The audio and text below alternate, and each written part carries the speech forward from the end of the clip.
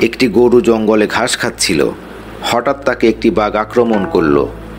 গরুটি অনেকক্ষণ দৌড়ানোর পর উপায় না পেয়ে পুকুরে ঝাঁপ দিল।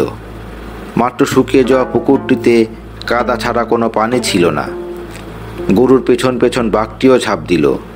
বাঘ ও গরু কাদায় গলা পর্যন্ত আটকে গেল। বাঘ রেগে মেগে বলে, কিরে হারামি, তুই আর লাফ দেওয়ার জায়গা পেলি না?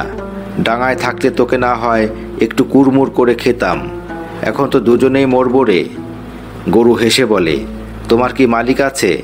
বাঘ রেগে বলে, বেটা, আমি হলাম বনের রাজা, আমার আবার মালিক কে? আমি নিজেই তো বনের মালিক। গরু বলে, তুমি এখানেই দুর্বল, একটু পর আমার মালিক আসবে, এসে আমাকে এখান থেকে তুলে নিয়ে যাবে আর তোমাকে পিটিয়ে মারবে।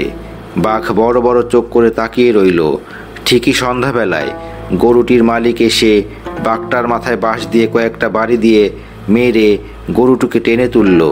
গরু হাসতে হাসতে বাড়ি চলে গেল আর বাঘটি মরে একা পড়ে রইল।